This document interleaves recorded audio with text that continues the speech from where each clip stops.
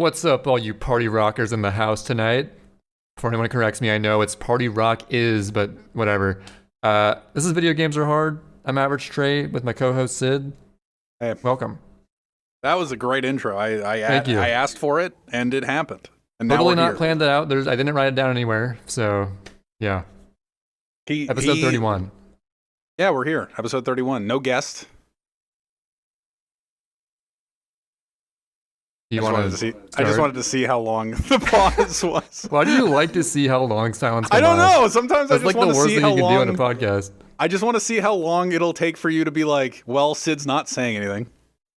I guess I'll say a both start word. talking at the same time, and then it's like, what the fuck do we do? Yeah, I don't know. It's just fun. Sometimes it's fun. It's not episode 30.5. It's episode 31. I've spent most of the day playing Mario Galaxy. I don't know why. Ooh, yeah, I saw you. I tuned in. You were doing those long-ass purple coin missions that take forever. They really do. I started off the stream with 56 stars, and my title was going to finish it even if it kills me. Because I really didn't want to play Galaxy. Or I didn't really want to play Galaxy. I just kind of like didn't necessarily want to play Galaxy, you know?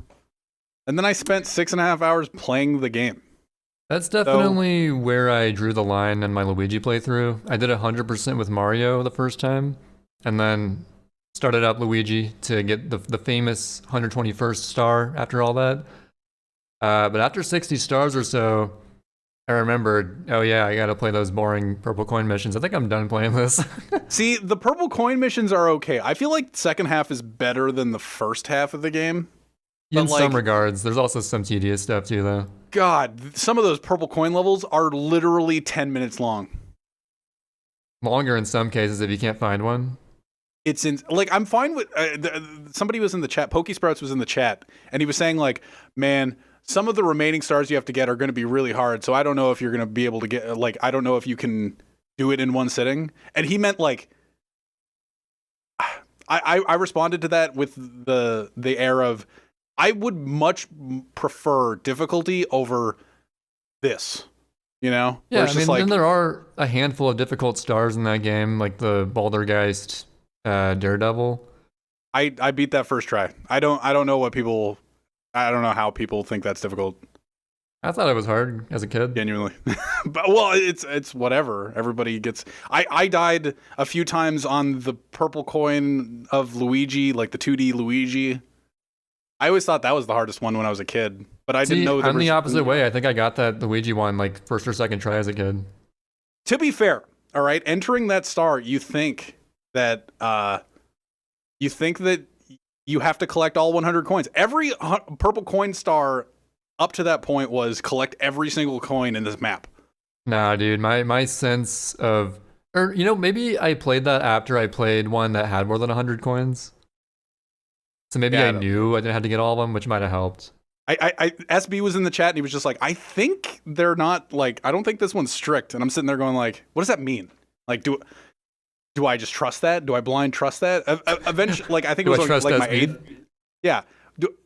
I think it was my 8th try that I beat it, but like it was after the try that I spawned the star and I was like, oh, I have like 29 left. And then I immediately died because for some reason, Galaxy has this weird thing where it's just like, if you're doing anything, like where you're about to die as the star spawns, you just will, you might not get control fast enough and you just might die. You know? It's also, something funny that I don't even remember playing the game when I was watching you do that one purple coin mission where it's like a 1 minute one and there's bouncy meat everywhere and you're doing all the pull stars. Yeah. I forgot that the timer still goes till you get the star. Also, 0 is not a time. If it gets 0, you instantly lose. 0 is not a second. 0 is not a second, right? Even though 0 is a life. 0 counts as lives. No, 0 is not a second. If it ticks down to 0, it's not 0.999 to 0.000. It's 0. It's over. It's done. That's so funny. Like, not the combination of having a second less than you expect and having to get the star is like deceptively... It's not like crazy difficult, but it's more difficult than you'd think it would be.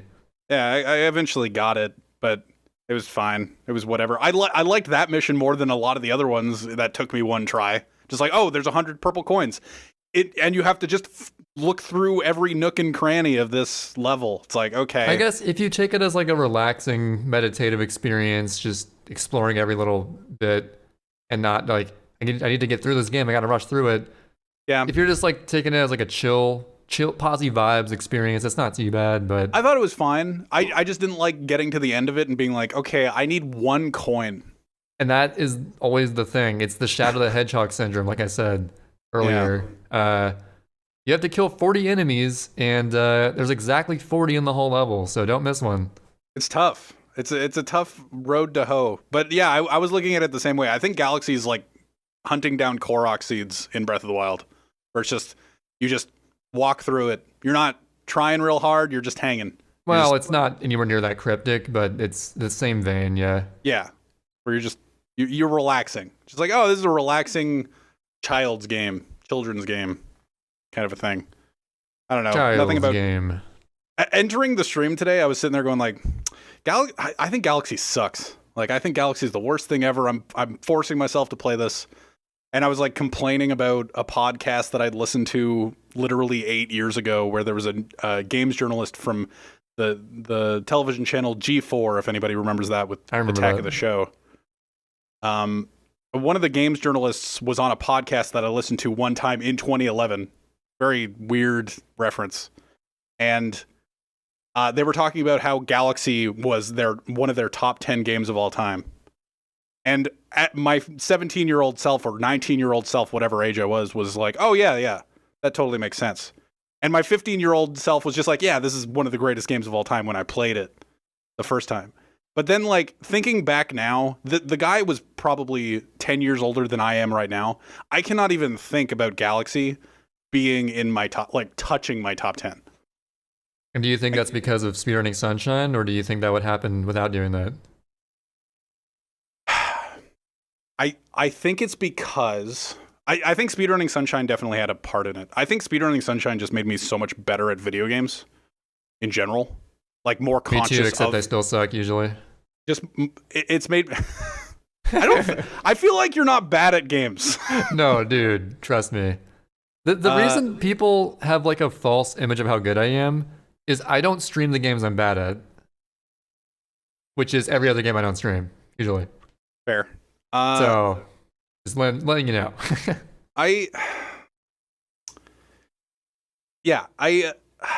Sunshine has made me more.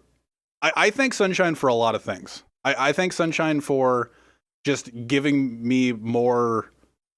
It's made me realize how good I am at games, or like not realize how good I am at games, like made me realize talent in video games, where it's just like I didn't have a quantifiable way to figure out how to get better at a game before Sunshine. Like, I just played random pubs of Call of Duty or whatever, and then speedrunning Super Mario Sunshine, you actually like get PBs and improve.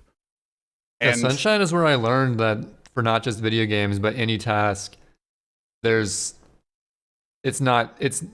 almost never talent. It's just how much time you put in, like quality time to whatever it is. Well, like that's for anything too, like basketball. Yeah, but I didn't realize that until I speedrun Sunshine.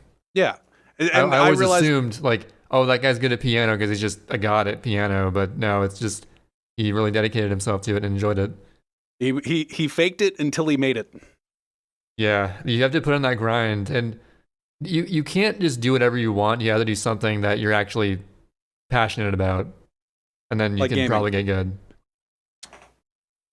So yeah, Sunshine really did that for me, and I hadn't played Galaxy until this series of 3 streams so far, where I've gotten 105 stars in Galaxy, and I haven't played Galaxy since I was, I don't know, I have no idea when, like 19, probably 20, like before I started playing Sunshine.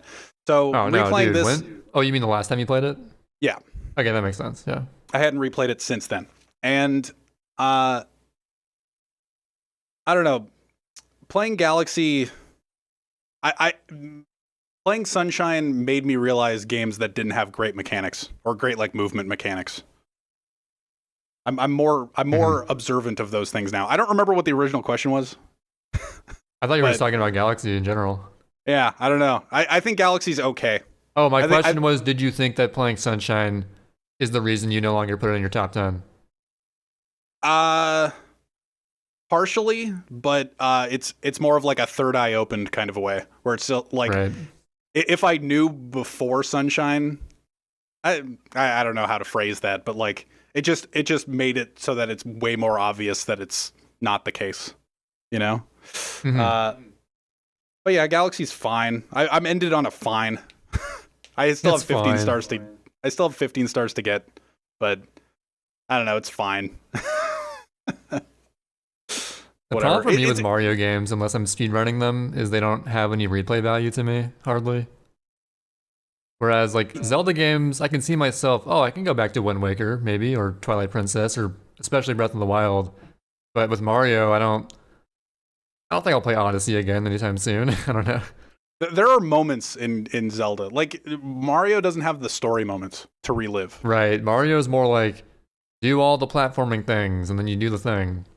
Yeah, it's like, oh, Zelda, these 5 silver stars, go collect them, and then get the star. And then if you're doing a replay, it's like, get the 5 silver stars, maybe slightly differently, and then get the star. Yeah. It's like, oh, okay.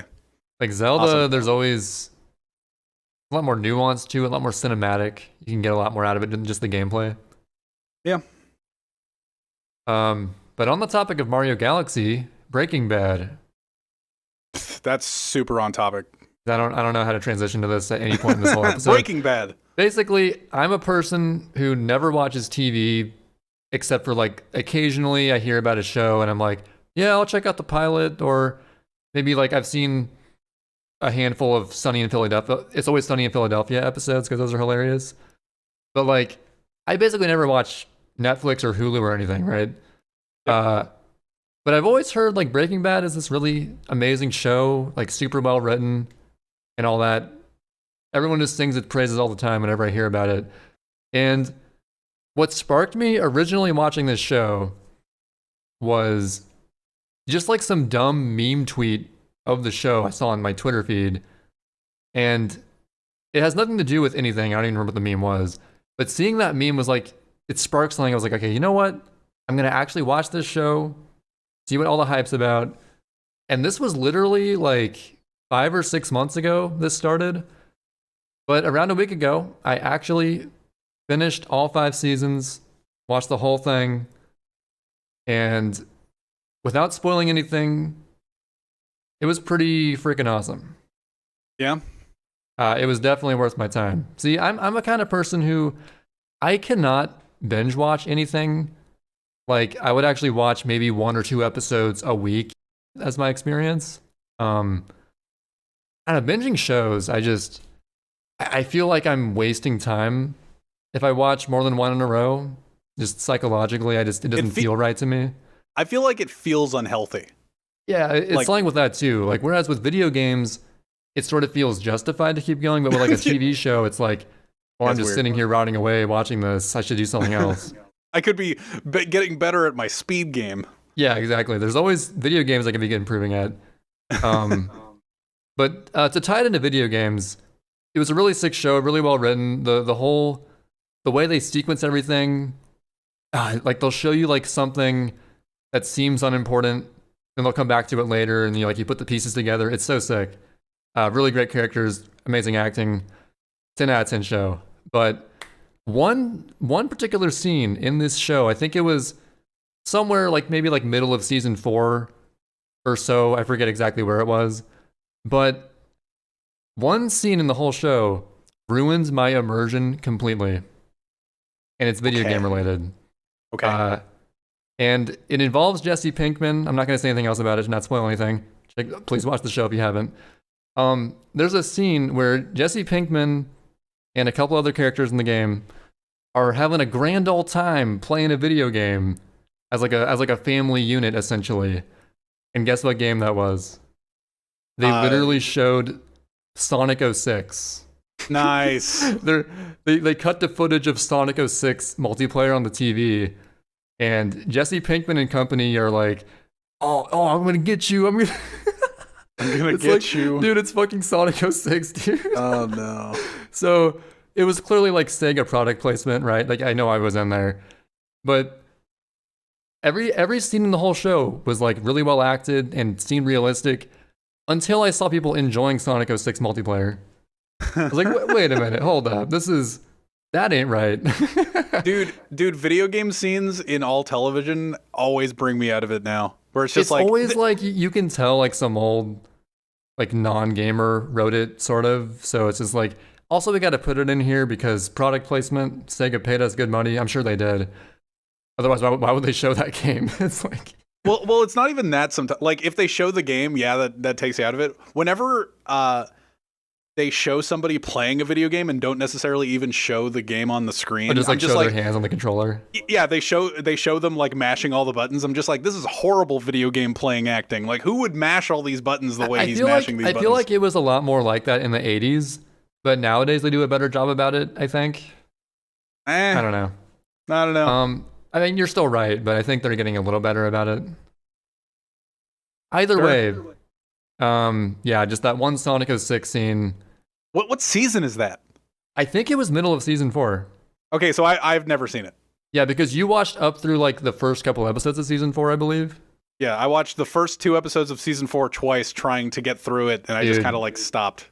If you push past that, season 4 after those first couple episodes is maybe my favorite season in the whole show. Do you understand what I mean by the first couple episodes? I do. It's the one where like they're just sort of like lazing around and like trying to figure out like not a whole lot's happening. Yeah, it's just kind of like every time I've watched season 4, I've watched the first 3 seasons and I was like, oh, this is good. Like I've never been like, oh, it's amazing. I've never been whatever. I've never been that enticed by a television show. That, to be fair, I love Dexter. Dexter is one of my favorite shows of all time. It has horrible seasons, but I just like kept clawing through it. I tried watching Dexter. I watched like the first 2 episodes, then I never came back to it. You know what? Stick through to the third. I don't know. Yeah, but, I know.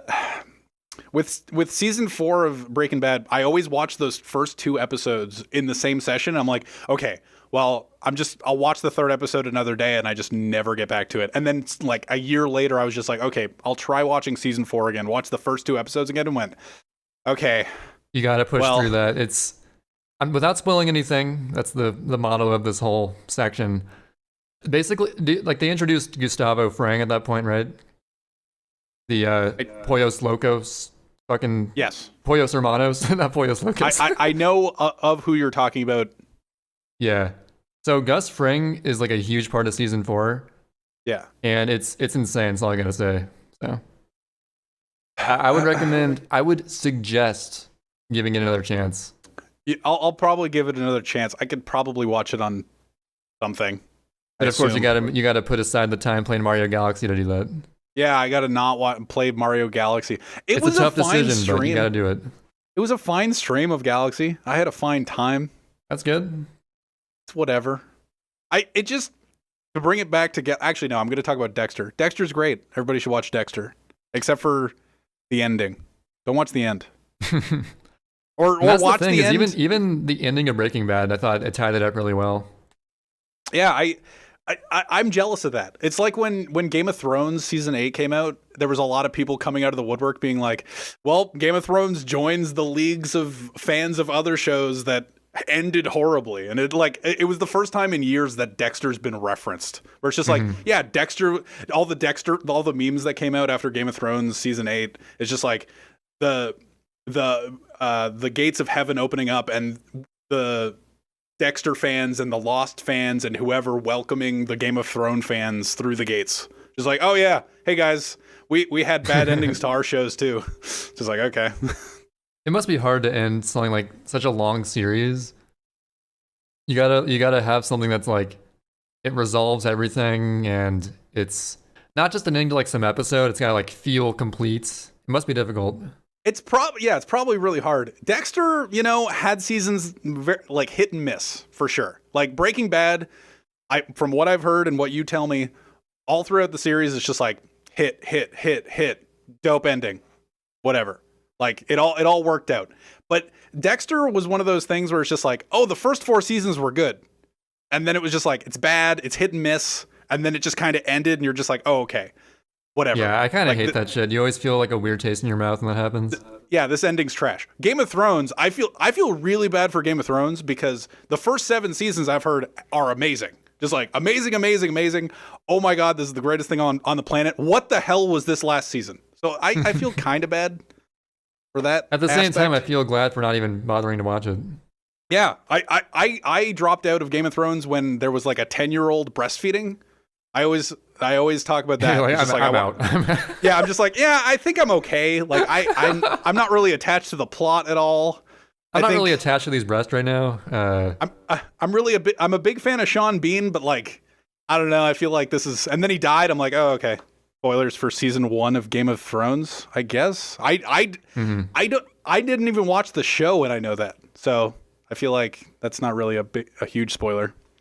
But yeah, I like, that's what I tell everybody. It's like, oh, have you watched Game of Thrones? I'm like, yeah, I watched like the first 5 episodes, and then I watched the 10-year-old breastfeeding, and I'm like, I don't want to watch this. Like, I'm just not a fan. The problem with me is that I'm like way too ADHD to commit to a show. When I watch a TV show, I try to watch it with full focus, not doing something on the side, so I like don't miss anything.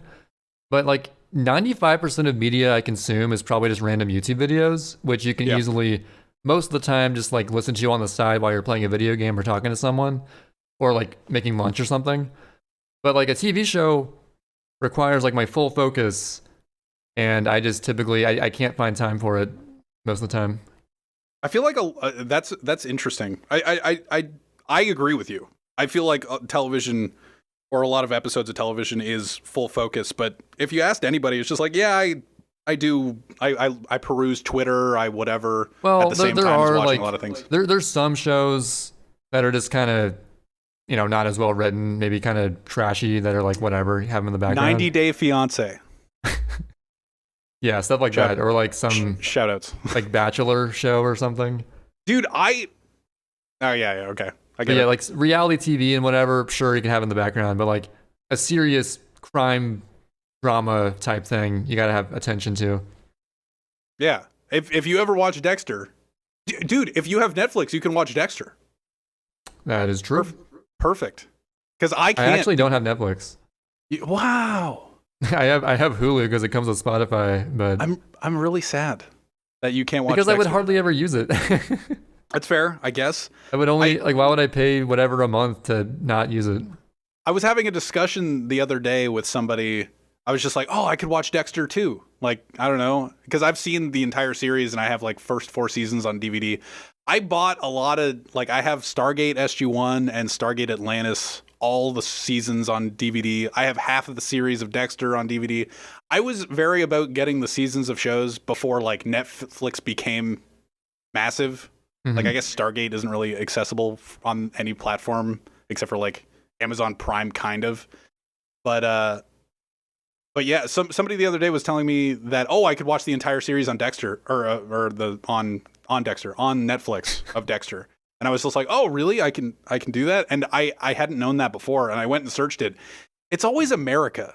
Like, it's just like Canada, for some reason, just doesn't have Dexter in its entirety. And I'm just like, well, hey, I mean, we're not sponsored, but you could try a VPN. Oh, this is our we're sponsored by Shart VPN. Start sharding today and get your Raid Shadow Legends sponsors this show. We have so many sponsors. Also, Ridge Wallet. If you want your wallet to be hella flat. Raycon. Oh, speaking of Raycon, I got a quick rant about Raycon. Oh yeah, okay, cool. My pair of Raycon earbuds that I got for Christmas, one side of them has been probably half the volume of the other for the past month. Weird. It's just like quieter for some reason, and I can't seem to fix it. So rip, I guess. Mine work perfectly. I mean, I still use them, but my left side is way louder than my right side. That's awkward. It sucks, but it is what it is. So, yeah. All right. So that was our watching television show segment. That was my ad read for Raycon. All right, sponsored by Raycon. All right, Raycon. One of the headphones kind of sucks. Feel free to buy it. All right. Feel free to buy it. I have mine. I think they're great. But yeah. They're good otherwise. What were we talking about? Dexter. I don't want to talk about Dexter anymore. Okay, what's video game related we can talk about? Okay. Evo Online. Oh, this is big news. Big news. Big news corner. Big news corner. That's our segment, I guess. Ding, ding, ding. Big news corner.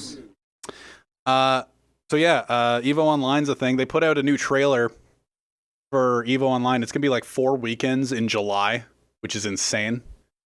So instead of one big weekend in July or August, Evo's gonna be online with 4 different weekends. Just all That's the power of online. You can spread things out much like any other online tournament. Like the other week, I did commend Evo for like immediately paying back people who had scheduled hotels and like paid for attendance, paid their attendance fees and everything. They refunded everything right off the bat. Unlike a certain someone with their GDQ donations. Never mind. Certain somebody. I didn't say it his never name, got read. So. It never got read. It's very sad. Anyway. But yeah, Evo Online's a thing. They have their list of games. They went through all of their games. They showed the tile set with like the Evo tile set showing the 8 games that were going to be or 7 of the games that were going to be in the Evo Championship. They went through a few more afterwards, like new announcements because of the online setting. So there's a little bit of a game shift. There's going to be no Smash Ultimate. Which people are actually happy about, even Smash fans. Even Smash fans. Because the online is so bad. Dude, going through the comments, like, it was a trailer that didn't even hint at Smash, except for there was a shot of Mango from, like, 2013. That was it. There was a shot of Mango from 2013 early on, and then it just went through all of the games. And it didn't refer to Smash. It didn't say Smash Ultimate isn't here. Sorry, guys. It went, these are the games that are here. And just kind of went through them all and then went, we'll see you in July. We'll be there, whatever. And then all the comments are, or most of the comments are like, oh, thank God there's no Smash or whatever. And then there was all of the comments in Evo, even if there is something referring to Smash, it's like, oh, thank God Melee isn't there. It's so toxic, dude. Oh, thank God Smash isn't there. We don't have to deal with Smashers. And I'm just like, it's online. It's like, what the fuck are you talking about? We don't have to deal with Smashers. What have Smashers done to you? And we're not even Smash. Like, Trey plays a little bit of Luigi. I don't know. So I entered Evo 2017, no lie. I went 0-2 with my Luigi. Pretty proud of that. Nice. I lost to a guy named a level 2 CPU. But to be fair, he wasn't actually a level 2 CPU. That was just his name. He was a bit better than that, I swear. He could probably beat level 9s. He probably could. He was a Zelda player, and he kind of whipped me. I took some stocks off him, but he whipped me. Did he kick you? He faired me like almost every stock. Zelda's fair is insane, and he had like setups for it, I think. Yeah. And then my second match I lost was against a Captain Falcon that I almost beat. Almost, but he was a bit better than me. He edged me out. So you did compete. I competed legitimately in Evo 2017. And there were also fellow Good People members like Cathalon entered, Huffle Your Puff, Quaniza. I'm assuming J Buzzy B entered, and then maybe someone else. And actually, everyone else they actually won a few games and almost got out of pools, but I mean, they're actually good. So, so would you consider yourself a smasher then? Yes. Okay, so you're a smasher now. I've never won a single tournament game in my life. I would say I'm a smasher. I still think it's just really funny that the trailer for this new Evo thing had no reference to Melee or right. I guess it showed Mango, but other than that, no reference to Smash. And it's just like, oh, thank God Smashers aren't there because they didn't re-announce Ultimate. Like every single time. It's without fail. I don't know how. Dude, people always talk like, yeah, Smash is irrelevant, show the real fighting games. But if it was so irrelevant, why would you talk about it so much? It's kind of insane. But if Smash is so not a fighting game, why is every Twitter thread pertaining to Evo complaining about it or praising it? I don't know. It's with like the one person sprinkled in like, yeah, Street Fighter. It's quite a conundrum. But also bronies rejoice. I'm gonna talk about the Smash Ultimate thing first. The gun here. Go ahead. So in the comments, it's like, oh, thank God Smashers aren't there, whatever. But there's also Smashers in the comments being like, thank you for dropping Ultimate from Evo. Like, Ultimate cannot, like, online Ultimate is the worst thing on the planet. Please, I don't know, man. I like watching Sonic. Sonic v Sonic. Sonic is the Chad character to pick. It's really funny how it's like, Smashers and anti-Smashers can agree. It's like the meme where the two muscular guys arms, are. Yeah. It's just like the Smashers and the anti-Smashers can agree. It's just like, thank God Ultimate isn't in Evo.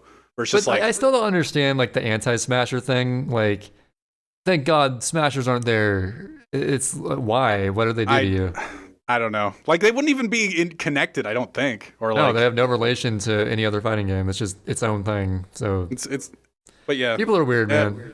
Evo, it's kind of, I'm not surprised that Evo Online dropped Ultimate. It's pretty bad. It would have been kind of a joke because Nintendo's whatever netcode means is not good. So yeah, but we're gonna go through the list of the games that are there. So why did I say brony? I wonder what has to do with anything. I don't know. I'm gonna go through this list though. I was just saying bronies rejoice for no reason. Trust me. Bronies rejoice. Just in general. In general, just rejoice, bronies.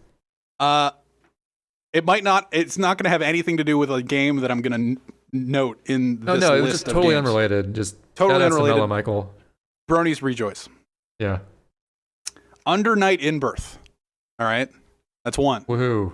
Tekken 7. Also, dude, I love Tekken 7. I'm hyped for that. Soul Calibur 6. I love Soul Calibur 2. I love Soul Calibur 2 too. Grand Blue Fantasy Versus. Okay. That's a game. Dragon Ball Fighters. All right, that might be fun to watch. Yeah, Dragon Ball. Yeah, Street Fighter 5 exists. That sounds like a fighting game. Samurai Showdown. Okay. Mortal Kombat 11. Killer Instinct. Skullgirls. Skullgirls is in it. Mm-hmm. And then Them's Fightin' Herds. Them's Fightin' Herds. Yeah, Them's Fightin' Herds is an interesting game. What is it based on? So it's a My Little Pony. Maybe what I said earlier has some connection to that. It looks like My Little Pony. According to Mello, it had like a cease and desist, or that's what he said. I don't actually know the story. I thought it was tied to My Little Pony for most of its development, and then at some point they dropped it. I don't know the actual story behind Them's Fightin' Herds, but it's a very brony styled. Rejoice bronies. And I hear from a certain Toph, it's actually a really good game. I think it looks fine as a fighting game. I was looking at like a little bit of gameplay from it, and it looks like it has some interesting mechanics and looks pretty fun. I don't know. It's $17 Canadian on Steam. Been considering getting it. Just to like, I could theoretically compete in Evo. Mm-hmm. That's true. The accessibility of online stuff, there's going to be a lot more people, which is mainly the reason why they have to split it among multiple weekends. I don't need a passport to play Them's Fightin' Herds online. And the way things are going, you may not need a passport for GDQ either, but we'll see about that. True. But yeah, so that's a thing. It's very brony styled. It's very surprising that Evo would have a game like this in its lineup. But you know what? It's online. It's the Wild West. Is it a game like made by bronies for bronies sort of deal? It looks like it. See, I'm not even surprised it's a good game, because anytime a fandom like that comes together and like puts a lot of passion and time into a certain project, like Sonic Mania, for example, it always turns out really good. So, props to them.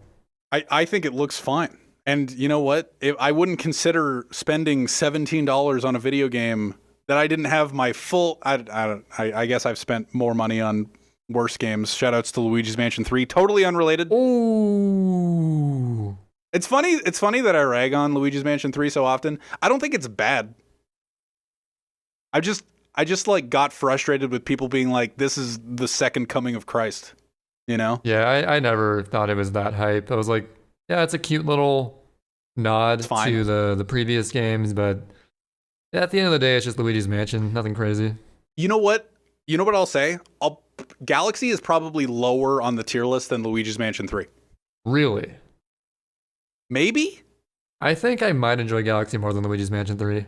I don't know. That was off the cuff. That was an unplanned statement. I'd have to That I'd was have a to bold meditate. statement. I wasn't ready for that. I'd have to meditate on that. Maybe. Yeah, I need to play Galaxy again. I haven't played that since probably before 2010. So Yeah, it's been a while.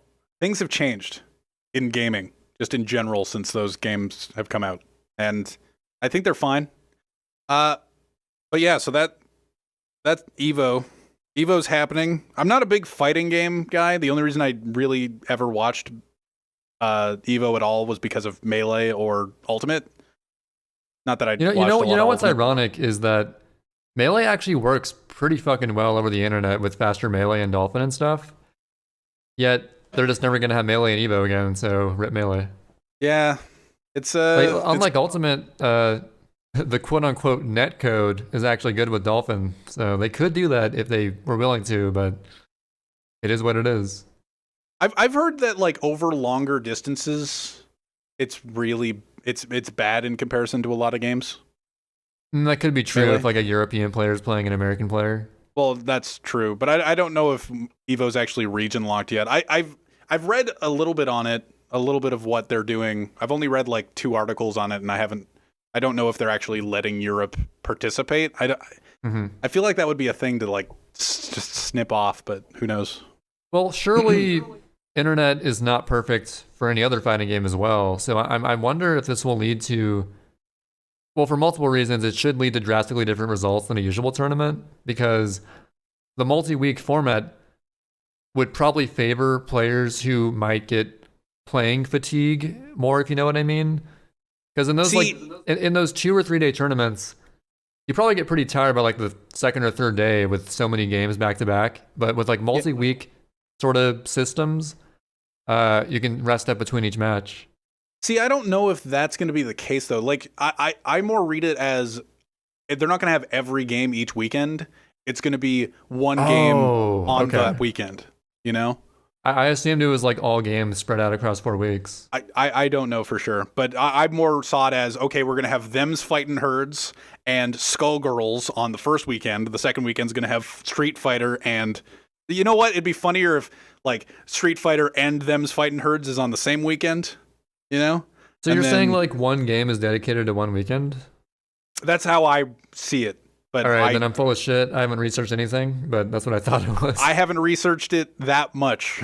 But what I'm saying is if it was formatted that way, it would favor other kinds of players probably. You know what? You're right. But on top of that, the maybe couple frames extra input delay, which it probably has, could be all the difference for some people. Could be all the difference. But we'll have to wait and see. I'm excited to watch Tekken. If you took Soul Calibur characters and just made them fight with their fist and their feet, that's essentially what it is. When's Power Stone gonna be in Evo? I'm not sure what that is. You don't know what Power Stone is? Oh my god, Power Stone. Dude, I don't even know what system it was on when I was a kid. Like when Smash 64 was out, we played a little bit of Power Stone. I don't remember what console it was on. It's like this it's in a 3D environment. It's a 3D fighter. Yeah. Kinda. It's like you have this little area that you can traverse and you can grab the Power Stones and you fight each other. I don't know. I think there was a television show about it too. I don't know. A show about it. Yeah, I don't know. I just kind of threw in Power Stone. Let's get Power Stone into Evo. Let's do it. You like Tekken? You should try Power Stones. You should try Power Stone. Do you know what Power Stone is? No. I can't really describe it either. But yeah, that's Evo. I'm gonna rant. Do you have anything you want to talk about right this second? Related to Evo? No, just in general.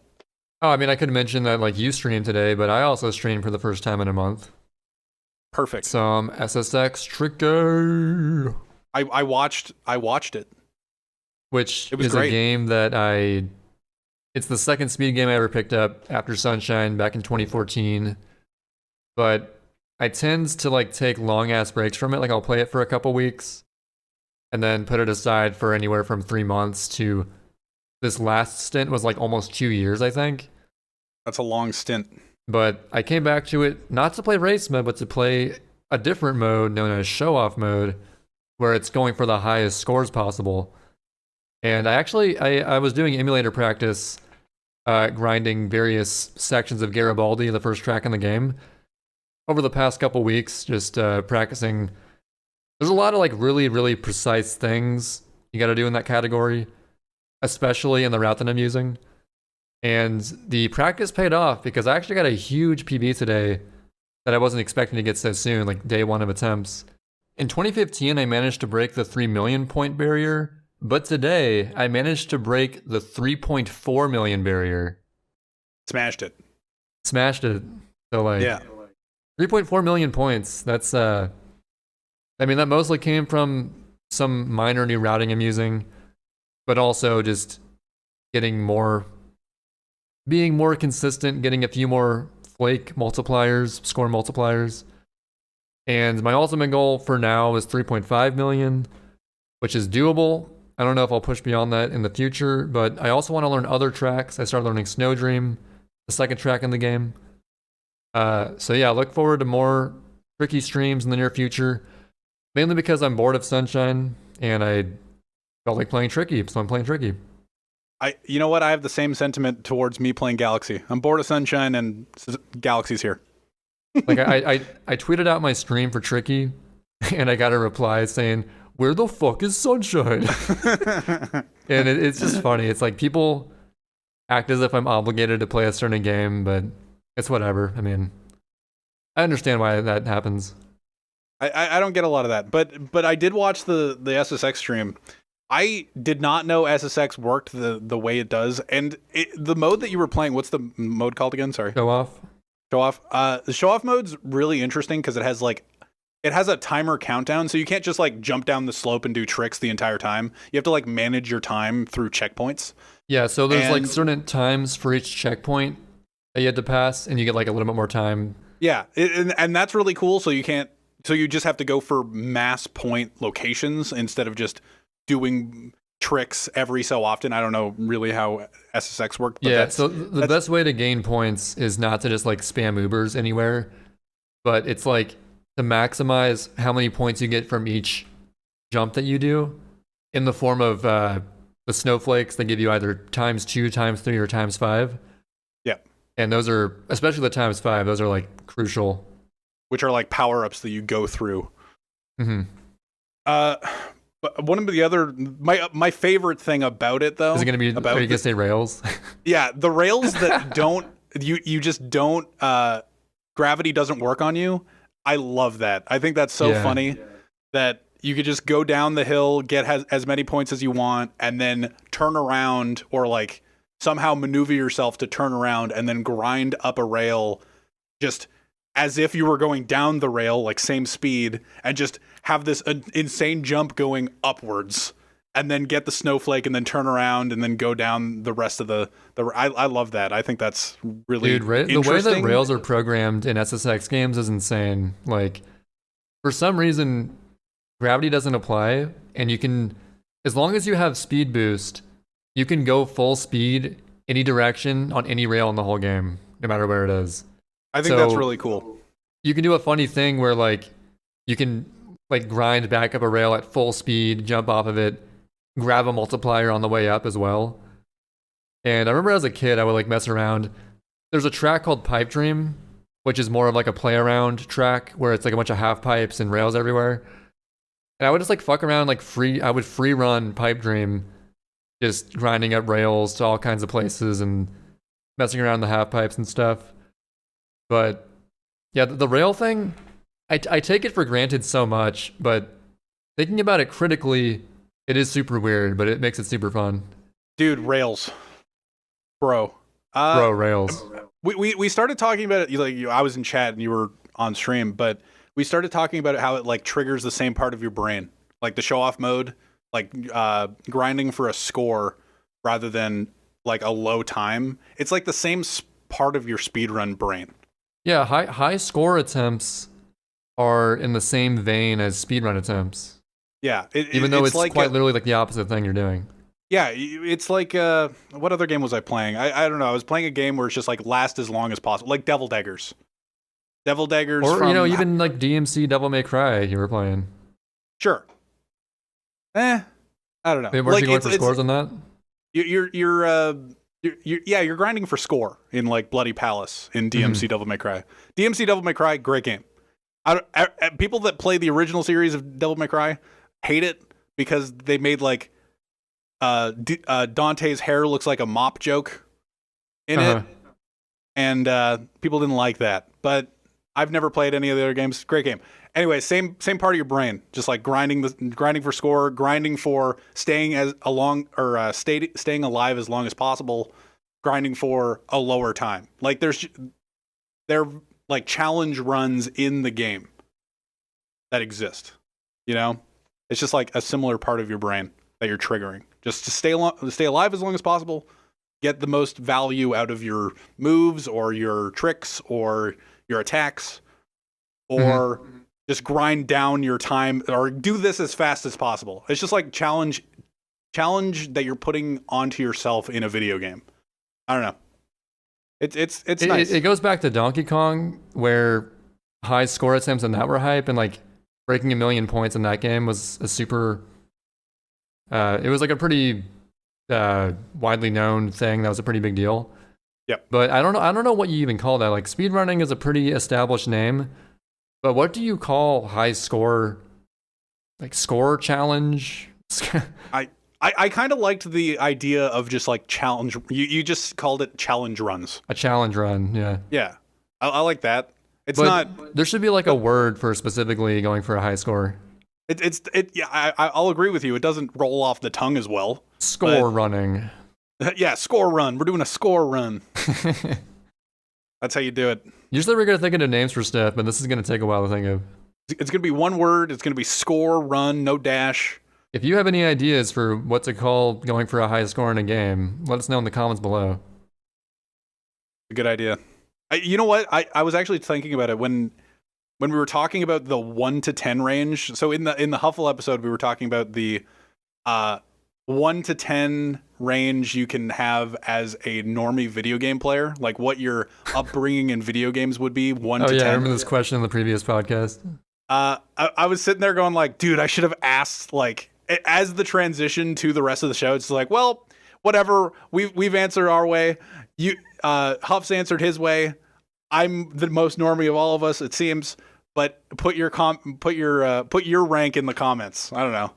Like, I would have liked to read a lot of people's rank from 1 to 10, or like from within the range of 1 to 10, like what they think their normie score is.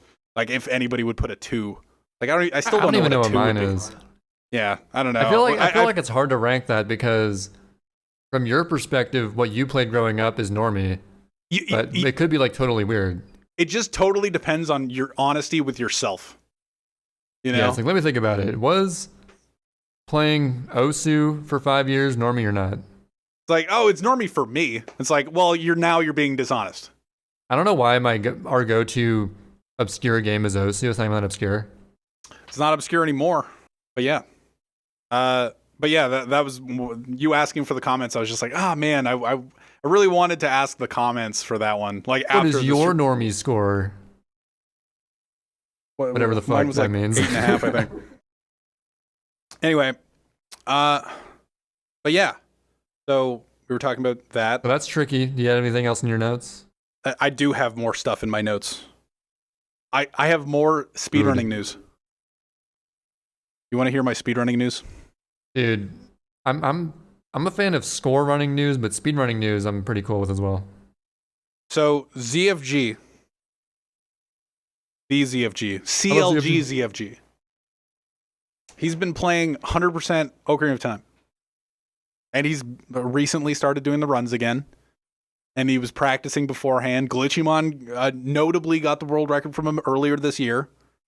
Mm-hmm. And Enop's been practicing Ocarina of Time as well since late last year. He's been doing runs as of late. The world record for OOT or 100% has improved. What was improved 3 times within the span of 24 hours within the past week. That was interesting. ZFG got the record on his like second run back, and then Glitchymon got it that evening, and then the next day ZFG got it back by, I don't know, another 30 seconds. I don't remember the specific times. Didn't ZFG's, was it his current record that had like a 5-minute mistake? Yeah, his former record did. His first record. So the new record made 4 minutes worth of other mistakes, but like PB by 30 seconds still? I guess. Look, I think he PB'd by a minute. I don't know the specific times, but okay. He failed collapse skip. Callop skip. Castle collapse skip. Callop skip. He messed that up. That's what I heard. Pretty big skip. And so he messed up for 4 minutes, still got the record, and then Glitchymon got it, and then ZFG got it back again. But not a lot of people talking about it. I've been paying attention to NOP's 100% runs lately, because you know what? Sometimes I'm up in the morning. Who knows? My sleep schedule, very erratic nowadays. Very erratic. But I've been watching NOP. He goes live at like 3 a.m. my time, and then he goes off at like, I don't know, 11 a.m. my time. So it's see. I was wondering why I didn't even know NOP was playing Ocarina of Time right now, and it's because he only streams it when I'm either sleeping or at work. I don't know why he used to have an evening schedule, right? I swear. He used to stream when I could tune in easily. So he just streams in the morning now, in the dead of morning until slightly less dead of morning, and then he goes offline. I mean, he's a family man. He probably has his reasons. Probably true. But yeah, so he's been doing 100% lately. Amidst this Glitchymon getting the or ZFG getting it, and Glitchymon getting it back, and then ZFG getting it back from him again, NOP got third. And I had no idea that even happened. NOP got like 40 seconds off the record before all of this world record trading happened. So he was like, what, 33 seconds off the record, I think. So, something about there. And then all this world record trading happened. So he has like a mid... if I say times, I'm going to get it wrong. It's going to be like... It's 3:43. I think it's 3:43:33. I think that's what his time was, something around there. And... or something, 44. One of those. And he was like 30 seconds off the record, and then all of this world record trading. So he's probably like a minute and a half off now. So NOP is someone to watch for the world record of 100%. Dude, NOP is a god gamer. To be fair, he's put a lot of time into practicing it. Yeah, so that undermines his actual achievement. No, I'm just saying he didn't like jump from Majora's Mask being like, you know what, debug menu, moon skip. Yeah, I get it. I guess it's kind of cool. Fuck this game. OOT record. Like he didn't do that shift as gracefully as... NOP could have easily gotten record if it wasn't right when ZFG started to come back, like when he had potential for it. Well, Glitchymon's grinding too. Glitchymon's grinding too.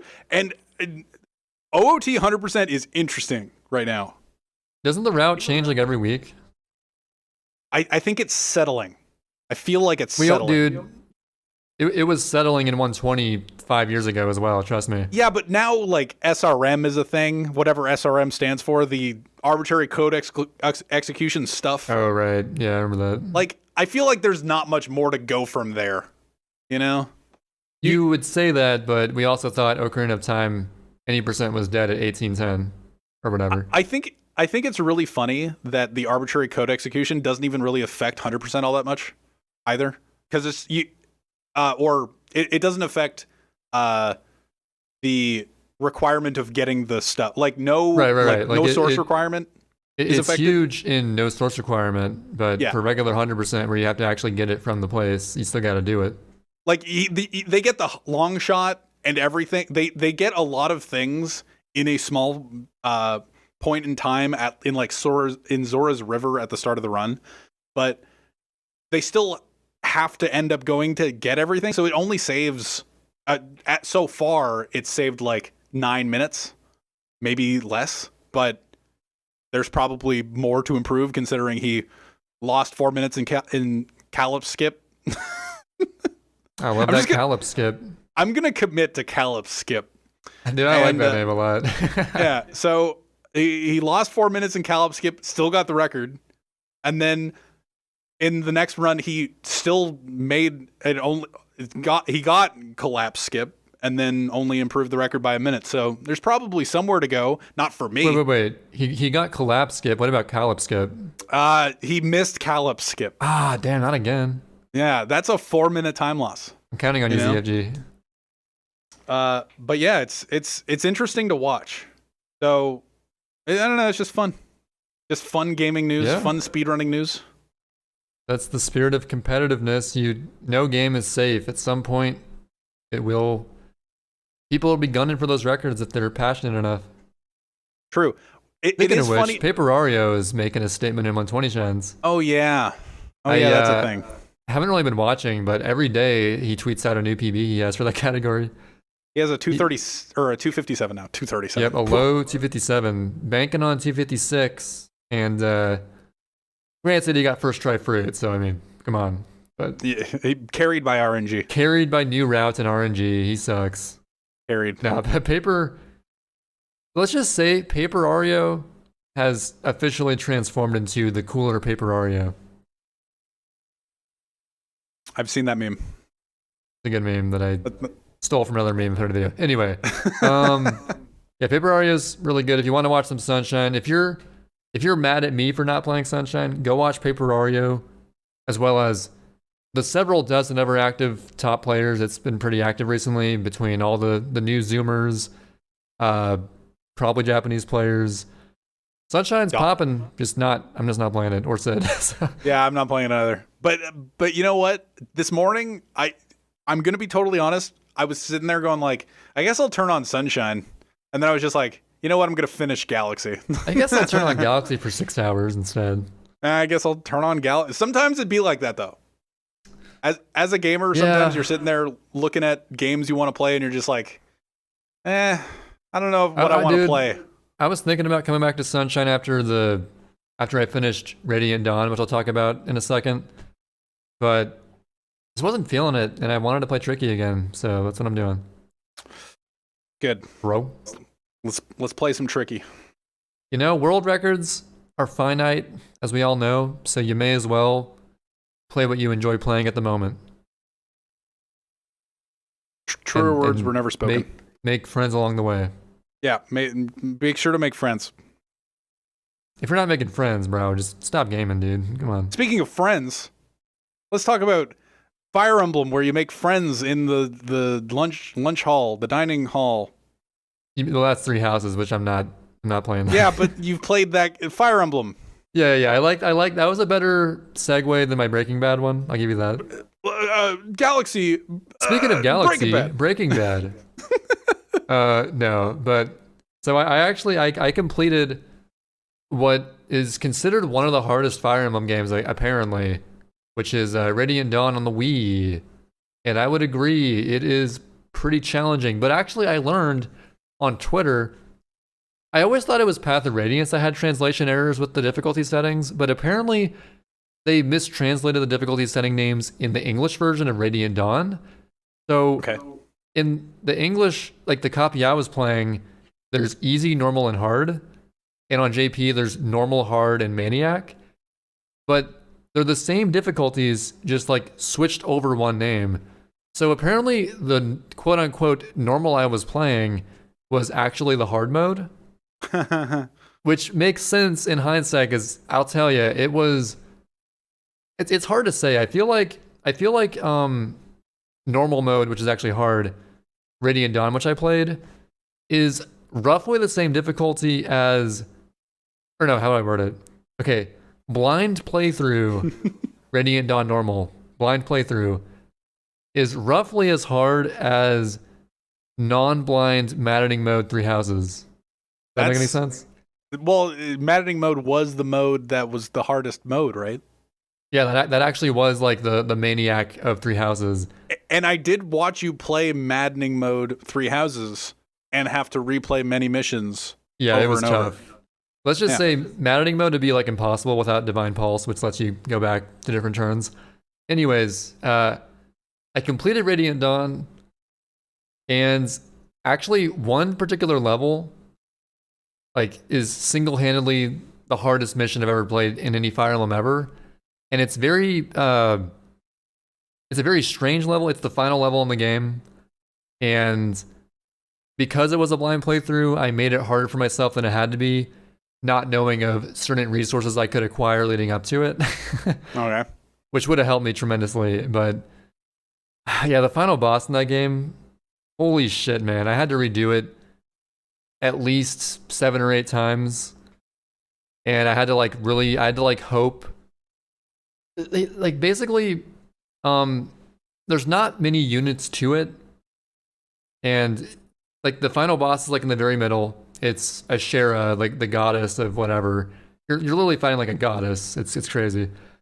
And it's like she's in the middle with 120 HP, and she has like a square of like aura things that are 90 HP each around her. Okay. And you have to defeat each of those aura. Is it aura or aura? I feel like either is fine. Yeah, I'll say aura. Okay. Defeat every aura in that square before you can attack her. But they have like a ton of defense or resistance, which to school you on some FE knowledge. Okay, defense is physical and resistance is magical attacks. Okay. And both they have like pretty high resistance and defense. So basically, I can only realistically defeat one of them a turn if I was lucky. But while this is happening, the boss is sending out an area of effect attack every single turn, or no, every other turn, that I had to like figure out what the fuck it did. So another weird like puzzle element of that battle is that different tiles give you plus 10 resistance, some tiles give you plus 10 defense, and some give you like plus 15 avoid or whatever. Okay. And those are like crucial to not killing people, basically. So it doesn't even tell you what the fuck each attack does, but the first shockwave is like a physical AoE. It'll hit literally everyone, no matter where they are. You can't avoid it. And like your low defense units are totally fucked if you're not in the right spot. It doesn't tell you that though. It's just like, here's the fucking shockwave, figure out what it does. And like every character's getting damaged for like a seemingly random amount of health. And then they like, second round will like target a singular person, nearly killing them if you're not ready for it. Third round, it's like an area of effect magical attack, which once again, you have no idea that's what it is. You just assume, oh, what the fuck? I'm getting damaged everywhere. What does this mean? It's just like, I had to like figure out what each attack actually was by like comparing values that I lost to like my stats and stuff. It was crazy, but eventually I figured out what the fuck they wanted me to do. And I lost a couple really good units along the way leading up to it, which would have helped me tremendously. But even without them, I got through it. Oh, and then the cherry on top. Let me wait till you hear this, Sid. All right, buckle up. I'm buckling. So I finally, for the first time after just sweating my way through just a battle of, I even lost a couple units. I think I killed 2 units leading up to this point as like a sacrifice essentially because it was so crazy. But so you finally defeat all the aura bullshits or whatever. And then so you can finally attack the actual boss at last, which honestly wasn't that hard to defeat her. It was like 120 HP with like not like a super high defense. So I lower all of her HP. I'm like, yes, I finally did it. It's over. And then like a cutscene happens, or no, not even a cutscene. Like some text boxes appear where it's like, oh, you can't ever defeat me. I'm a divine, whatever the fuck. Sure. Gains all of her health back, and like you're still mid-turn. So if this happened and the AOE effect happened that same turn, I would have lost like half my whole squad probably. Yeah. So I'm like, okay, sure. I guess I got to defeat her twice. They never warned me of that, but whatever. I'll do it again. The next turn, I lower the health bar again, all the way to 0. And then it happens again, back to full health. Like, what the fuck? what is this? And then, and because I didn't want to lose so badly, this is the one time the whole run I consulted the internet because I was like, I don't want to lose this again. I want to do this whole fucking thing again. Apparently, you have to defeat her using Ike's special sword, the Ragnall sword, as the final hit, or else it doesn't count, and you got to do it again. And it's like, okay, that would have been nice to know the first time, but sure. So, after killing literally like 6 units because I kept dying because I had to keep killing her again, I finally land the final hit with Ike and I win. And it was so painful, but I was just glad to be done with it. Is there a way to get through Radiant Dawn without leveling up Ike? I don't think so. Okay. Like your Ike, the whole point of Path of Radiance, which is the prequel and Radiant Dawn, is that Ike is getting stronger throughout the whole adventure. And you really want your Ike to be good because he is like one of your best units. Like he is the best unit aside from the king units you can get, like the Hawk King Tibarn. There's like the Raven King Nysala. They're a bit better than Ike in some regards, but Ike is pretty much the best unit. His only weakness is that he has a pretty low resistance, so like he dies to magic pretty easily. Okay. But like his defense is insane, his strength is insane.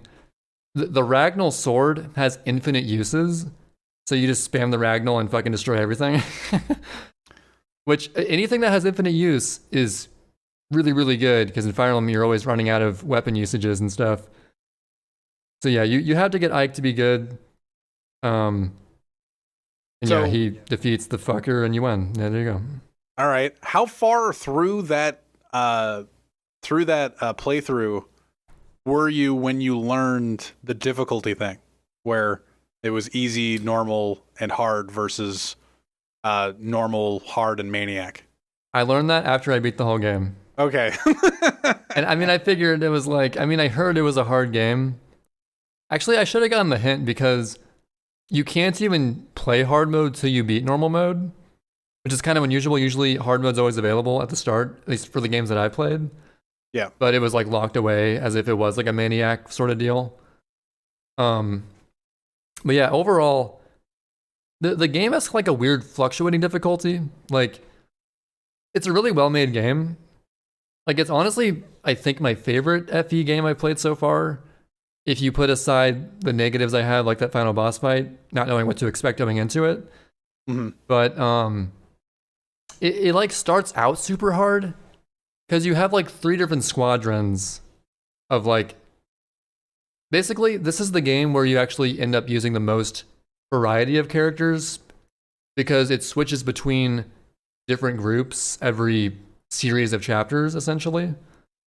So different groups typically have harder missions than other groups. Like, your group led by Ike is like fucking powerful as hell because it essentially represents the group you had in the previous game. You have like Oscar, Boyd, Titania, like really strong fucking dudes, and ladies, of course. But you have other groups, namely the group with like Micaiah, if that's how you say her name, who's like the main character of the game essentially. Like Micaiah and Soth, and you have like Nolan and Edward and some others. That team is so much weaker, and they just have harder missions from what I experienced, and it's strange. Like, between the groups, it's cool having large character variety, like being forced to use a wide variety of characters, but it made the difficulty kind of weird and fluctuating. That being said, though, there were like a number of missions that were like super, super fun to get through. Radiant Dawn, really good game. Really high highs, really low lows, but the high highs outweigh the low lows, so would recommend. So you're saying that you don't play a lot of games where they have like a difficulty locked behind a first playthrough? No, specifically with Fire Emblem. Oh, okay. Because in Fire Emblem, typically it's like normal and hard, and then either maniac or maddening or whatever they call it. Yeah. Actually, I guess in the GBA game, the hardest mode was hard and there was only normal and hard. Okay, never mind. When I got the GBA game, FE7, I played hard mode only because I downloaded a ROM that had that unlocked already. But yeah, typically you start with normal and hard and then get the third tier above that. Yeah. But yeah, in other games, it's pretty common, I know. Yeah. Well, like I was sitting there, you're just like saying it wasn't common. I'm just like, okay, so like Uncharted did it. All the Naughty Dog games do it. I'm just like, what else? It's like Dead Space. I meant just specifically with the FE games that I've experienced, which is only like 4 of them. I think eventually I want to try to get to all of them over like that's like a long-term goal of mine. There are a few that are like on 3DS and stuff, which I don't own, so that might, I don't know if I'll get around to those, but we'll see. See, I'm kind of jealous of that, where you're just like, you have a new series that you're really into that you could just like pick through all of the games. Oh, dude, it's hype. It doesn't matter what order you do. There's like a few direct sequels, for example, Path of Radiance into Radiant Dawn, but for the most part, the games are entirely like their own entity. So you can just pick and choose which order you want to do it in. It's like just discovering, just like, oh, you're just getting in, or not just getting into gaming, but like being a PlayStation guy your entire life, or Xbox guy, just like, oh, I love Halo, I love all these games, and you're just like, what's this Zelda thing? Oh, I really like this. And then you just kind of like go through all the Zeldas. Dude, it's sick. It's I've never had this kind of opportunity in my life. I mean, especially as a kid when you're at the mercy of an allowance or your parents' money to get games. You can't just go out and get a whole series if you want to, but now I can just sort of like pick and choose or even emulate. It's like if now I would get really into Sonic, just like randomly. Like, oh yeah, my God, Sonic. Except Sonic, you got to be careful. Well, you can say that about any stinkers in there. You can say that about any series, I feel. Like I'm sitting here being like, well, I could get into TTYD or like Paper Mario, but I'm just like, yeah, I don't know. Yeah, I don't want to sound like an elitist, but actually, no, screw that. The only Paper Mario game I played is TTYD, and then playing that first sort of made the original, which I played on emulator, a little bit underwhelming. Okay. But I know that if I played the original PM first, I would have enjoyed it more.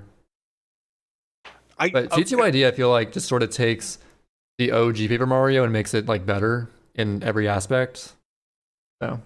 So it'd be like if I just got into Paper Mario right now. Like I'd recommend just trying out TTYD, honestly. I don't know. I'm just a big hater. I just like being a big hater.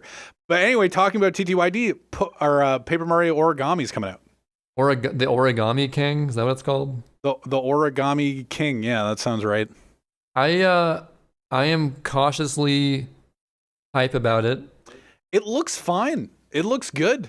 Well, we haven't seen much in terms of battle mechanics. We saw a little bit of battle footage. It's like a ring-based system where like you rotate enemies around and like try to line them up or something, which could be cool for all I know. You got to mix up the formula somehow. I kind of agree that they have to move on from just typical turn-based jump on the dude or hammer the dude. That's kind of like, we moved on from that. I feel like making that style again is sort of just TTYD 2 in a sense. But yeah, if the battle system's good and the story's good, I'll probably get it. So we'll see. See, I just kind of liked the idea that like this weird faux Peach was like evil. Yeah, that's the thing about the RPG. Mario RPG games will take characters that typically are just sort of one-dimensional and put a spin on them. Yeah, well, it's like you and your newfound, you've been playing it for however long you've been playing Three Houses, but like your newfound love in Fire Emblem in this new series. You can look at a trailer for Fire Emblem and be like, well, this is different from the old battle system. Oh, I've been playing TTYD. Oh, this is different from the old battle system. I'm sitting here as like a total noob for all of that stuff and be like, oh, I don't know. I think it's fun that Peach... The thing is, Peach looks evil. Between Paper Mario games, the style of gameplay after TTYD was like an enormous shift. Like, every Fire Emblem game has, on the surface, the same kind of gameplay where it's a grid-based thing. You attack, there's attack and defense, there's hit rates, Every game has that in the series. Paper Mario, the first two games have the same formula where it's turn-based and there's like your attack and defense for yourself as well as the enemies. You have a partner system. It's the same kind of thing.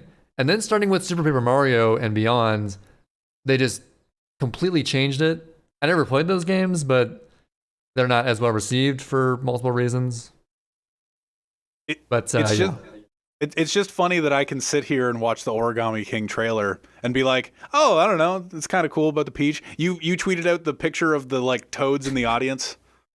Yeah, there's a thing where like there's a really funny screenshot where it shows Toad variety in TTYD, and there's like all kinds of different like guys and girls of like different, not just colors, but even just their appearance. And then it's like Toad variety in Sticker Star, and it's just a bunch of generic toads. And there's just like there's no character to it, you know? I was hyped to see a variety of toad colors in a new Paper Mario game. Yeah. I don't know. It's really interesting being the person that's looking at a trailer being like, oh, this looks kind of cool. You're obviously one of the more hardcore looking at the battle systems and stuff from that's displayed in the trailer. But I mean, okay, to be fair, I'm not that hardcore. I've essentially only played one and a half of the games. So. No, I understand that, but you looked at it a lot harder than I did. Whereas like when we all watched the Odyssey trailer when it was coming out, like Calf's immediate reaction is just like Rolling's gonna be broken. You know, whereas like a super casual Odyssey player or like onlooker to Switch games, it's just like, oh, there's a new Mario coming out. All right. Oh, you can throw your hat. Yeah, we were immediately trying to like decipher how the mechanics in Odyssey would be. Is it floaty like Galaxy? Is it good like 64? I don't know. Is it good like? Is it floaty or good? I didn't know what word to use. It like does it feel range. Like a good platformer like 64 or Sunshine? Is it floaty's 1 and then 10 is good? It's like floaty right. to good. There's two types of Mario, floaty and good. That's the rule of thumb. That's the range of Mario games. On a scale of floaty to good, how good is that new Mario? How normie is your gaming history? There's so many scales you could ask about shit. It's very true. But yeah, Origami King's coming out. Looks interesting. Comes out in the month of my birth. I'm overwhelmed. There's so many good games coming out soon. Xenoblade Chronicles Remaster comes out in late May, which is this month, by the way. I heard that. I wanted to try that out. Fire Emblem was not only my gateway into the series itself, but I'm more open to the anime art style, I think, now in video games. And you know what? I always hear Xenoblade is a really solid couple of games. So the remaster might be where I want to try it out, see if I get into it. Speaking of new games. All right, Trey, this is my transition. Mm-hmm. Speaking of new games, I've been playing a new, not a new game. I don't know how old this game is. I sometimes I go into the eShop, the Nintendo Switch eShop. I go on a voyage. I'm just like, you know what? I have 1,000 gold points from buying Luigi's Mansion 3 or Odyssey or what. I have these saved amounts of gold that I can just spend on any game. They equate to it. They equate to a penny, and I have 1,000 of them, so I can spend. You know what? Who cares? Whatever. Doesn't cost me anything. It's already here. So I go into the eShop and I spend like sometimes 4 cents on a game. Sometimes they're free. Sometimes they're $1. You know. How are there games for 4 cents? They go into the great deals column. There's a page that exists. Dude, 4 cents is a great deal. 4 cents is a great deal. You know, the game that I got for 4 cents, not that good. Gonna be honest. But was it worth it more than a piece of bubblegum? I don't think so, actually. The one that is specifically 4 cents, it was a Flappy Bird clone that wasn't that good. You played as a paper airplane, and they couldn't spell the word matching correctly. It was spelt MACHTING. That's always a good signal when you see typos in the core mechanics of the game. So I spent 4 cents on that game. Not that great. So anyway, my story is I went into the eShop. I do this periodically, and I buy whatever game. You know, I buy a few games. I went into the eShop, the Nintendo eShop, and spent a total of like $1. I want to say 30 cents of the gold that I had. And I was like, okay, so 130 gold. Awesome. So I got a 14-cent game, a $1.04 game, and a 4-cent game. For some reason, they all had 4. Don't ask me why. Dude, that sounds like, sorry to interrupt you.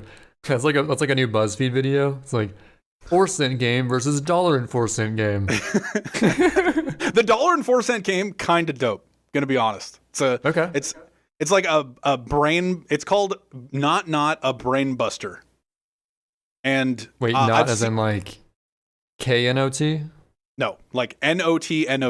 Oh, okay. So it's like a weird brain teaser game where I said something other than brain buster, where it's just like you have to choose the right exit. It's a cube that flips, and there's 4 exits on each side of each cube, or each side of the cube. Like there's a square that you have to get to the next side, and you have to find the pathway based on the essentially the side of the block telling you where to go. It's like the blue exit or the right exit or down or up or not down or not down. So you like it could be down, it could be not down, so you can pick any other exit than down, stuff like that. So there's like 4 exits, and I played that for a bit. I guess I'm gonna go through each game. The 4-cent game sucked. The 4-cent game sucked. Not was kind of cool. I played it in Chinese. Wait, so it wasn't just like only Chinese. You decided to do that? I decided to play it in Chinese because it was too easy. No, it's weirdly it's funny. It's not that different. It's okay. So that's the game that it was. Like in English, it's like blue or up or whatever. At some point, I just changed it to a different language. I changed it to French, and I was like learning what right was and what left was. And then eventually I was just like, fuck it. I'm going to change it to Chinese. And I tweeted out a small clip of me doing one of a more difficult version of a level in Chinese. Mm-hmm. And it was funny because people were just like, how did you learn Chinese? And I'm sitting there going like, I didn't learn Chinese. I just like learned the differentiation between some of the symbols. It's just like the symbol for up looks like it's pointing up. All right. Okay. And the symbol for down looks like it's pointing down because it's just like a flipped version of the up. And then right and left, I got confused on a lot. You know what directions in Chinese are? Kind of, I guess. In one. See, what's funny is that they don't have the English translation of the language I use. So I don't know what the fuck version of Chinese I was using. But it was the last on the list of the languages. So I used that. And, So, but the confusing one was the colors, because at first the colors were the same text, the same color as the text on the thing. So it's just like, oh, you need the blue exit, and the word blue was always blue, right? But at some point they started changing up the text color, and was in a segment in the English version called colorblind. In the Chinese version, I don't know what it would say in Chinese. But yeah, it's in like the colorblind segment where just every piece of text, every character could be whatever color it is. So like green could be, the word green could be in yellow. Oh, it's so what is that called? There's a name for that. It's like, there's like a certain test where they put a bunch of colors in front of you and have they're in different colors. You gotta say the name of the color and or the name of the word, not the color that it is. Yeah, so I don't know what that's called. There's a word for that. I forget what it is. It's something like that. So they just threw all these colors at me, and I had to actually learn the symbol for red and the symbol for blue and the symbol for yellow. And I just like, it's not that I learned Chinese. Like some people were asking me if I learned Chinese. Like no, I just learned how to figure it out. Like in the game's terms, it was like the game. I was looking at it like the game was making its own symbols for blue or whatever. I was learning the game language. I wasn't learning Chinese. Dude, that could actually be easier because you wouldn't get confused by like the English word. That's what I'm saying. Like the English word is so long, and the symbol for not, nothing in not. This is a very confusing sentence, but like they had a lot of knots, so it's like not something. Oh, I think I get the gist of the game now. It's why it's called Not Not. Yeah. Yeah. So the symbol for not, one character in Chinese. In English, it's the word NOT. So I learned what not is, and then I was just like, okay, so that character 3 times. And then eventually you just get like in the swing of things. So it was really interesting to do. I only played it for like 3 hours, which I guess sounds like a lot more for. It was worth $1. I'll probably jump back into it at some point just to like screw around. But it was fun playing it in Chinese. Fun brain challenge. But the game that I actually wanted to talk about was the 14-cent game. 4-cent game, garbage. The $4 game, probably the best game of the bunch. But it wasn't the most time I put into any of these games. Cedar's Puzzle Reboot. The 14-cent game. It's a game. Jesus, it's a game. It's a puzzle game where you play as a skateboarder and you jump, and the story begins. There's a story. It looks like the worst game on the planet, but at the same time, it's like kind of okay. But it's also the worst game on the planet. You didn't see me play it at all? No, I didn't. I think I played it for a total of 6 hours so far, and I need to finish it still. So 14 cents, pretty worth it. It's really good bang for your buck. Yeah, I don't think Calf would really agree with it. Calf and I had like a small discussion about it. It's like it's really bad, but at the same time decent. It's weird. But yeah, the story is you're a skateboarder and they're gonna demo the skate park. Whatever. It's like a 2D. You're a very small character on the screen. Whatever. Mm-hmm. And that's how it starts. And you're just like, oh, you have to go to Dirt Corp. It's called Dirt Corp. Whatever. And talk to like the boss or somehow do whatever. Or you're saving your buddy. You're saving your friend at the start. And you go to Dirt Corp and you solve these puzzles. The puzzles are immaculate. The puzzles are insane.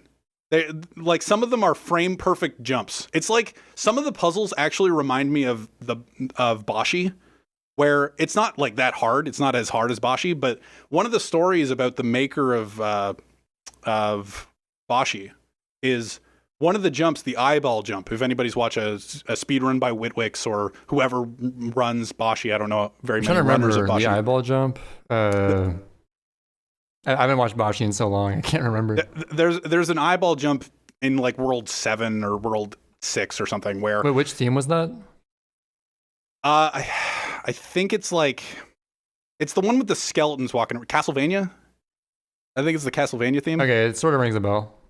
Where Solgren, the creator of the game, actually tested the eyeball jump once and got it and went, oh, okay, that seems fine, and continued and just kept testing the game and then released the game. The eyeball jump is a 1-frame jump. Just in the release of the game. Which, to speedrunners, it's totally fine, but like, it's a really hard game on its own, so it's not that surprising that it's a 1-frame jump. But he tested it once and went, oh, okay, this is cool, and then continued. Cedars seems like it has a lot of that, where it's just, it's a puzzle game, but at the same time, a lot of the solutions to the puzzles feel like they're cheese. Like, I'm cheesing the game. But like, there's no, it doesn't seem like there's any feasible way to solve it otherwise. Mm-hmm. It's so weird. So yeah, do you feel like a badass for finding a seemingly cheese solution, or you feel like this is kind of weird? Kinda, like it feels weird, but at the same time, I'm just like, yeah, I got it. You know, I got this weird cheese jump that solved the puzzle for me. But like at the same time, I stared at the puzzle like a Baba puzzle, where I'm just like, I have no idea what I'm doing. Like, how the hell am I supposed to solve this? But yeah, so like, you go to Dirt Corp. There's a UFO in Dirt Corp. There's horse tanks. there's horrifying horse tanks that are just enemies that can kill you. I need to watch this game. This sounds crazy. Oh my god, it's so insane.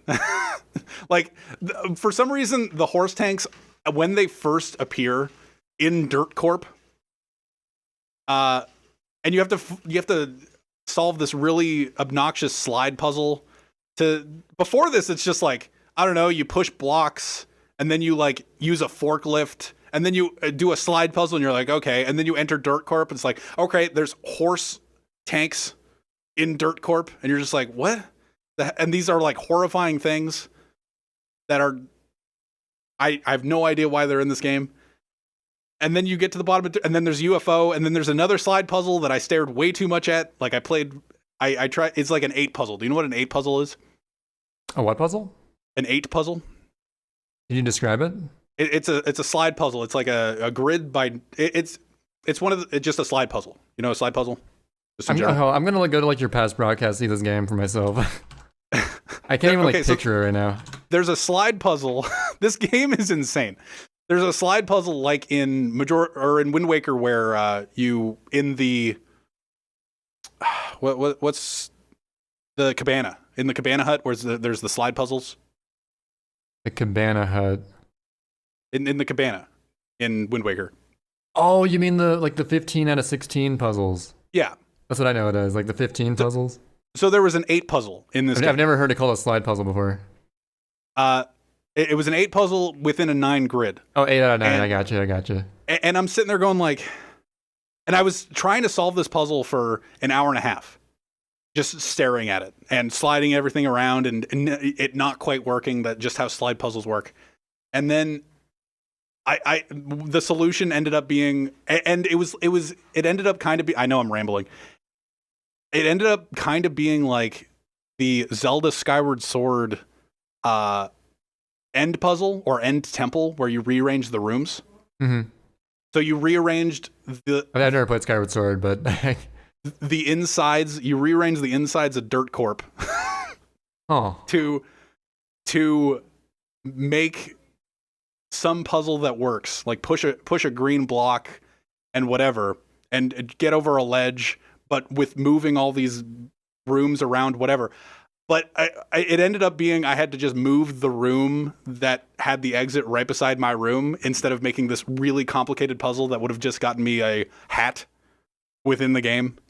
It's just like a bonus 8 puzzle to do. One of the hardest puzzles I've ever done was a bonus puzzle, and I didn't even finish it. Yeah, I'm looking at your past broadcast, and it seems like for like half an hour you're just on this slide puzzle. I am on that slide puzzle for a fair bit of time. I'm going to be honest with you. How many combinations could there possibly be? I couldn't figure it out, man. I just couldn't. I just couldn't do it. It's a really hard. I did the slide puzzles in Wind Waker. I mapped out the little kid with the big booger hanging out of his nose. Oh, you did every single one of those? Oh, I did. Yeah. I only did like some of those because it's like those take a while to do. I don't know. I had free time, I guess. And I mean, if you got all the blue coins, I believe you now. Dude, you've been watching me play getting Korok seeds. I have almost half of them. I feel like you were one of the most patient kids ever. I guess. But I was staring at that slide puzzle. I had too much ADHD to like spend time on all that stuff. I'm weirdly dedicated to puzzles like that. Like I was on stream, I probably was losing viewers just like this. What the hell is this? And I'm just like for an hour and a half just doing this slide puzzle that actually ended up being nothing. Or just like a bonus hat to get. And and then you get to the portal and then you're on the alien planet. So it's just like I haven't finished the game yet, but it's skate park, perceived demolition of skate park, Dirt Corp, horse tanks, UFO in the basement, on the alien planet, but it's all like weird puzzles that seem like that are somewhat difficult, actually, some of them, and then ones that literally need you or require you to do a frame perfect jump in order to get around some of the enemies. And you just like trap yourself and you're sitting there going like, how am I supposed to do this? This puzzle makes no sense. And then you jump, like do a frame perfect jump and you're just like, okay, I beat it. I still don't know what the solution is. But I guess I beat it. I guess that was the solution. I wonder if that was intended or not. Like Calf was fascinated by it. Calf was actually in the chat watching me play it and was just like, we couldn't figure it out. I wasn't sitting there being like, okay, you guys, this is a me experience. I I need you to not spoil my my experience of this 14-cent game called Cedar's Puzzle Reboot. Please don't.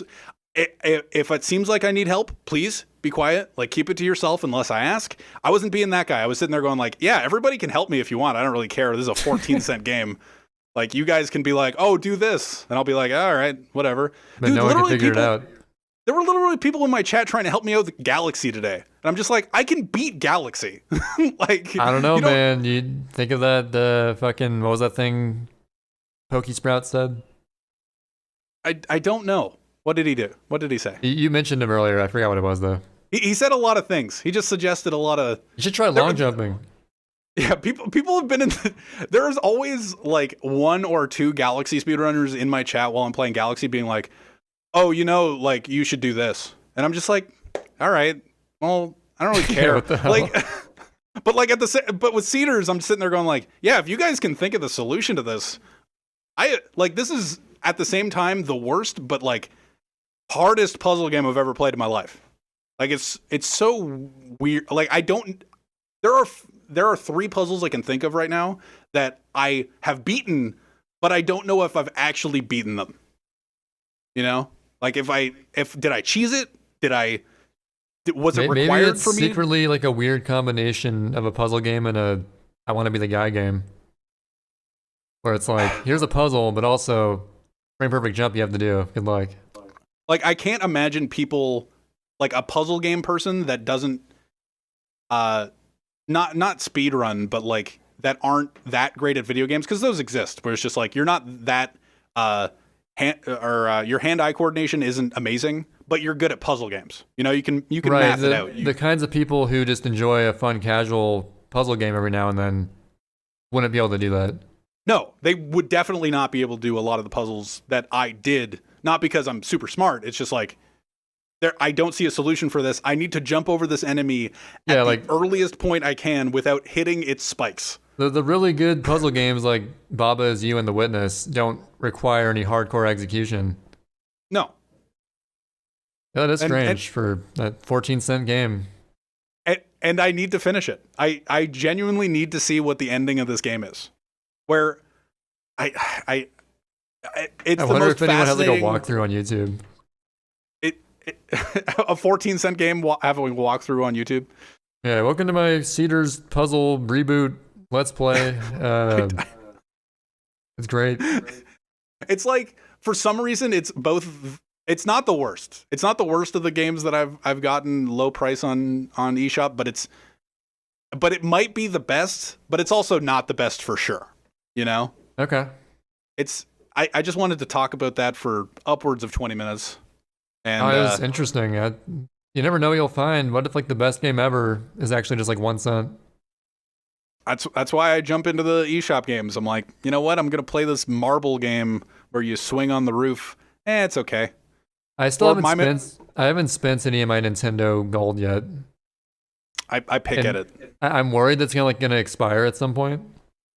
I don't know if that's a thing. People have said that to me before in the past. Mine's probably expired by now, honestly. No, well, that they've been like afraid of it. I've never heard of that. But... Oh, like no one's actually said, "Oh yeah, mine expired." No. Huh. Well, maybe I'll. If I ever remember to like check it out, maybe I'll do it. I don't know. But yeah, there's a few games on there that are interesting. That's all I wanted to talk. Okay. That's what I played this week. I played Galaxy. So if you look at my profile, on Twitch, it doesn't say that Sunshine is one of the games I play. It's like I play Tetris 99, Super Mario Galaxy, and games and demos because they're not gonna have every single game on there. Yeah, Cedar's Puzzle Reboot isn't a game on Twitch, and same with like Not or like these dollar games. You know, so I can't be like, oh, I'm playing Cedar's Puzzle Reboot and get the Cedar Puzzle Reboot fans in my stream, I guess. They just hope for a puzzles and demos stream, or a games and demos stream. Anyway, that's all. I think that's all I have on my list. I don't know. I didn't expect to talk about Cedar's Puzzle Reboot for as long as I did, but it's an interesting game. 14 cents. It's also the worst game of all time for no reason. I think I would have enjoyed watching you play that, but I just didn't tune in for some reason. It was in the morning. I stream in the morning. Okay, never mind. Then yeah, I couldn't have watched it. Yeah, I'm like an NOP streamer, but like slightly better. Not better than NOP, but better for Western viewers. Anyone who streams during the day on a weekday, I will never watch because I can't, because I'm not there. But you did catch a little bit of my Galaxy stream today, and you know That's what? because it's the weekend. Yeah, I know, but no, I know. I'm saying it was probably a good watch. You know, really. Dude, those great purple puzzles. coins were insane. Yeah. But I think that's a good note to end on. We started with Galaxy, we ended with Galaxy. That's how the only way to do it, honestly. That is the way to do it. But yes, if you enjoyed listening to this episode, leave a like, I guess, if you're on YouTube. We're also on Spotify, Google Play. I'm Average Trey. I'm not gay, as far as I know. Let me know in the comments if I should speedrun Cedar's puzzle reboot. I'm going to go ahead and leave my vocal comment and say yes. Oh my God. I think I want to. Anyway, you guys have a good one. Yep, later, folks.